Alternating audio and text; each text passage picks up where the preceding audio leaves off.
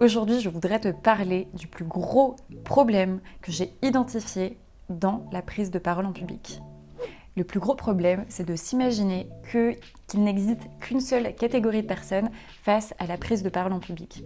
De ce que j'ai observé dans les personnes que j'accompagne ou même de ma propre expérience, c'est qu'en réalité, il existe deux catégories très distinctes de personnes face à l'exercice de la prise de parole en public.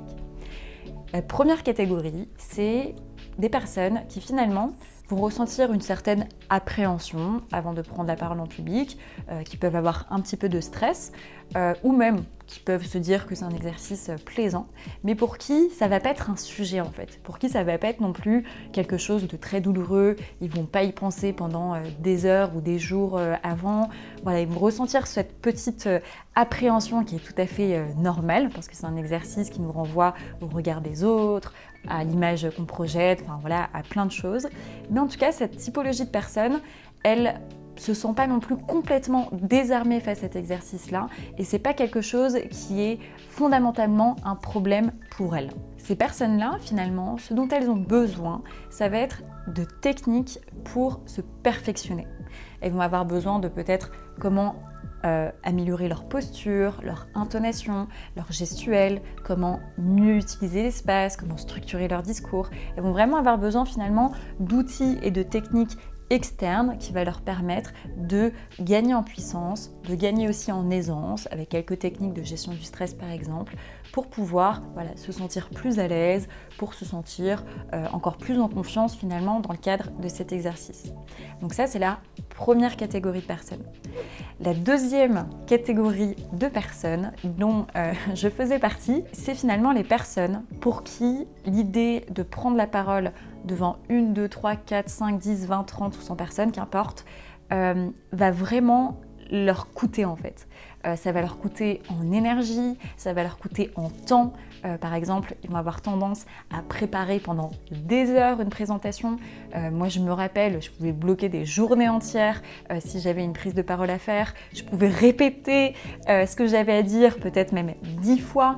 Je m'entraînais toute seule, je m'entraînais parfois devant des personnes bienveillantes qui voulaient m'aider.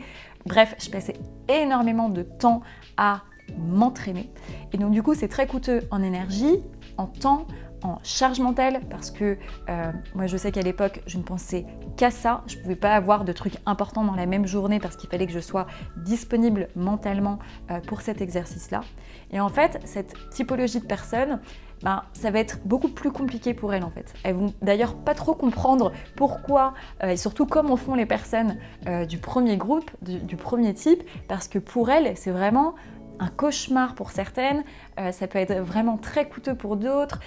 Elles vont élaborer finalement des stratégies pour déléguer au maximum ces prises de parole en public. Elles vont peut-être même se bloquer des opportunités parce que elles savent que c'est plus fort qu'elles et qu'elles ne veulent pas s'exposer, elles ne veulent pas finalement montrer aussi cette part d'elle. Et très souvent d'ailleurs, moi-même qui l'ai expérimenté, c'est super rageant de faire partie de cette catégorie-là, au-delà d'ailleurs du stress aussi que ça génère important. Mais surtout on se dit, mais punaise, pourquoi est-ce que je n'y arrive pas? J'ai pourtant tellement de choses à dire, tellement de choses à partager. Peut-être que même dans d'autres contextes, on peut être assez sociable. Moi, je sais que j'ai un bon relationnel, même à l'époque où j'avais cette phobie de la prise de parole en public. J'aimais bien échanger avec les gens, j'étais pas terrée chez moi dans une grotte. Enfin, vraiment, c'était quelque chose que je ne comprenais pas, mais c'était plus fort que moi. Et en réalité, pour cette catégorie de personnes, le plus gros problème que j'ai observé, c'est finalement de penser que quand on fait partie de cette catégorie de personnes-là, on a besoin d'outils, de techniques, de perfectionnement qui, je vous le rappelle, est plutôt destiné aux personnes du premier type. Pourquoi ? Parce que ces personnes-là, et dont j'ai clairement fait partie, donc full support, comme on dit, avant tout, elles ont besoin d'une transformation interne. Elles n'ont pas besoin, à ce stade-là, de améliorer leur posture, leur gestuelle, mieux respirer, etc. C'est très important, mais c'est plutôt dans un second temps. Le premier focus à avoir, c'est de venir se transformer de l'intérieur, d'aller identifier finalement c'est quoi cette croyance ou les croyances qui me pourrissent la vie par rapport à cet exercice-là. Quelles sont les histoires qui sont d'ailleurs très souvent inconscientes, que je me raconte qui m'empêchent de prendre la parole en public. Pourquoi est-ce que j'ai pas confiance en moi sur ce sujet? Est-ce que c'est une question de légitimité? Est-ce que c'est un syndrome de l'imposteur, même si c'est très lié? Voilà, c'est de venir décortiquer à l'intérieur qu'est-ce qui se passe et qu'est-ce qui fondamentalement m'empêche de prendre ma place, de rayonner et d'être à l'aise dans cet exercice-là.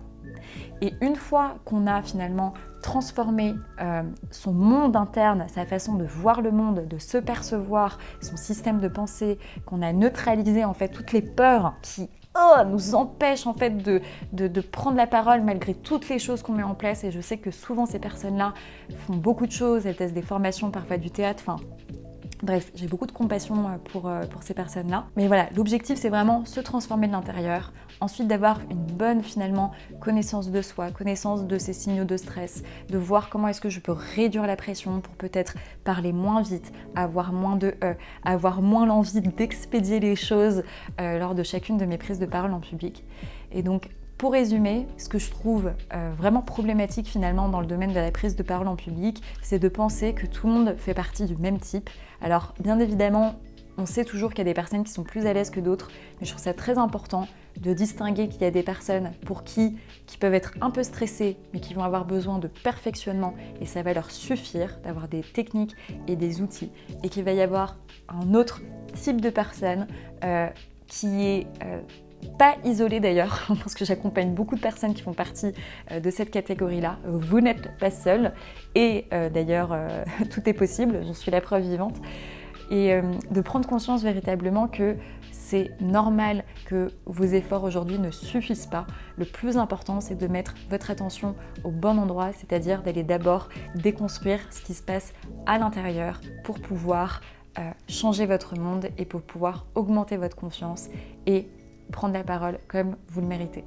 Voilà ce que j'avais envie de vous partager. N'hésitez pas à le diffuser à des amis, à des collègues, à votre famille, si vous pensez qu'ils font partie peut-être de la deuxième catégorie mais qu'ils n'en ont pas encore conscience.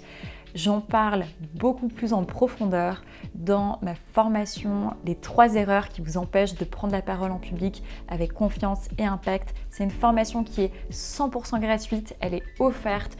J'y partage mon expérience personnelle, quels sont les leviers selon moi et selon ma méthodologie pour justement dépasser cette peur-là. Donc je vous partage le lien, je ne sais pas jusqu'à quand ça sera disponible, mais le lien est juste en dessous si vous voulez aller creuser et passer un cran plus loin et surtout vous débloquer toutes ces opportunités et vivre la vie que vous méritez. C'est tellement important. Vous vous rendez pas compte l'horizon que ça ouvre. À très vite!